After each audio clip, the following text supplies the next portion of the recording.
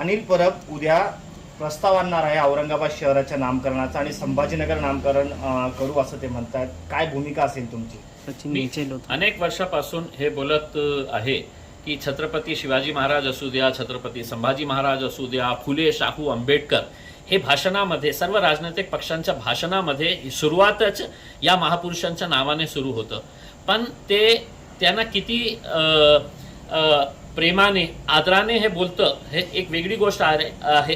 कारण ते सगळं जे या महापुरुषांचं नाव घेतं ते आपल्या राजनैतिक स्वार्थासाठी.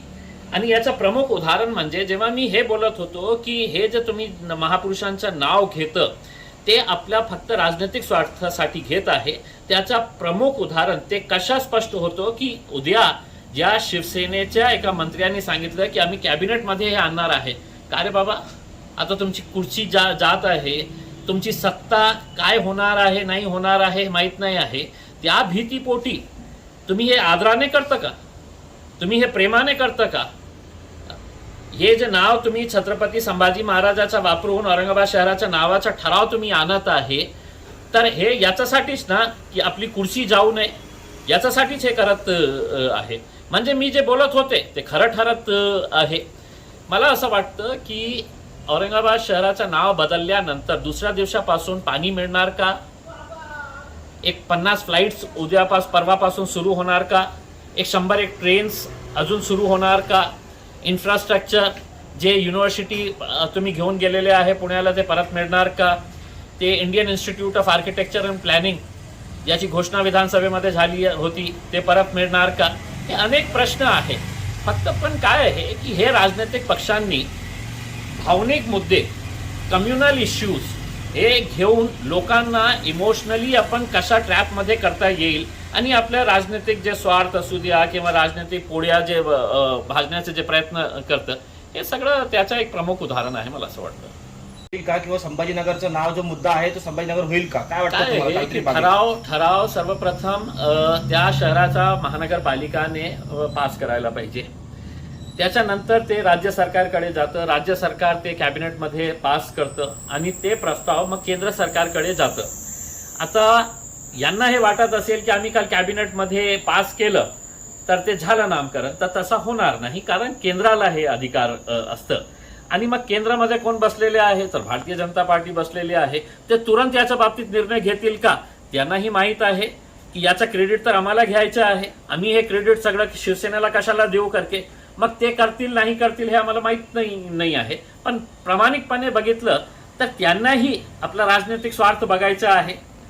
तर ते राजनैतिक स्वार्थ बघून आम्ही हे करणार का की शिवसेनेला आता जे कॅबिनेटमध्ये पास झालेलं आहे, जेव्हा आमची सत्ता येईल महाराष्ट्रामध्ये कधी आली तर त्यावेळी आम्ही कॅबिनेटमध्ये पास करू आणि केंद्र सरकारमध्ये आम्ही त्याला पास करून आणू, तर सगळं क्रेडिट आम्हाला मिळते. नाहीतर निवडणूक जवळ आलेली आहे महानगरपालिकेचे, हे मुद्दा येणारच होता हे आम्हाला माहीत होतं.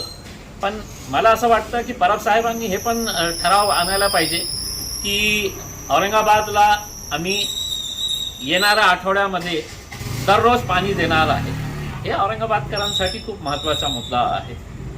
What is there in a name, एक कहावत आहे अंग्रेजीमध्ये, ते नाव तुम्ही ठेवून काही होणार नाही. इतिहास जे आहे ते इतिहास आहे. तुम्हाला पटत असेल, तुम्हाला नाही पटत असेल, एक वेगळी गोष्ट आहे.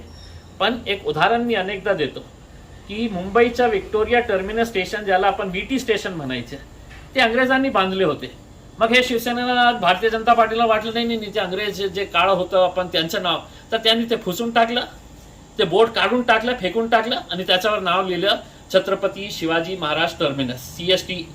पण इतिहास मध्ये हे लिहिलेलं आहे की VT स्टेशन जे आहे ते अंग्रेजांनी बांधलेले होते, छत्रपती शिवाजी महाराजांनी बांधले नाही होते. हे सगळ्यांना माहीत आहे. पण तुम्ही असंच करणार असेल की जिथे जिथे नाही आमची भावनिक हे आहे, तर अनेक असे शहर आहे, अनेक असे रस्ते आहे, अनेक असे. आता तुम्ही ताजमहलला शिफ्ट करू शकणार का? ते का मुघलांनी बांधलेले आहे, ते शिफ्ट करू शकणार का? रेड फोर्ट ला उद्या प्रधानमंत्री हे बोलू शकेल का की नाही मी रेड फोर्टवर जाणारच नाही आहे, कारण ते कोणी बांधलं होतं? तर हे सगळे जे मुद्दे आहे ना ते सगळे भावनिक मुद्दे आहे आणि ज्याचं आपल्याकडे जेव्हा काही नसतं तर हे असतं. तुमचं केलेलं आहे मी स्पष्ट केलेलं आहे की औरंगाबादला चकाचक करा, आंतरराष्ट्रीय दर्जाचं शहर बनवा. छत्रपती शिवाजी महाराज कोणत्या एका गल्लीचे महापुरुष होते असं नाही आहे. देशाचे नाही, आंतरराष्ट्रीय दर्जाचे ते एक महापुरुष होते. आणि शहराला पाणी नाही, इथे नोकऱ्या करायला कोणी येत नाही, इंडस्ट्री येऊ राहिली नाही, इन्फ्रास्ट्रक्चर नाही आहे, ट्रेन कनेक्टिव्हिटी नाही आहे, एअरलाईन कनेक्टिव्हिटी नाही आहे. आम्ही प्रयत्न करत आहे, पण सत्तेमध्ये तर तुम्ही बसलेले आहे ना. तुमचं काम हे आहे की नाही आम्ही शहराला आम्ही स्वागत केलं होतं जेव्हा. आणि आता सांगा की मुख्यमंत्री परवाच आले होते ना औरंगाबादला भाषण करायला, ठणठणीत भाषण केलं होतं की नाही हम औरंगाबादचं नाव करण्यापूर्वी आम्ही औरंगाबादचा पूर्ण विकास करणार. काय केलं? जेव्हा आपल्याला हे माहित पडलं की आपली सत्ता, आपली कुर्सी चाललेली आहे, मग संभाजी महाराज की जय सुरू.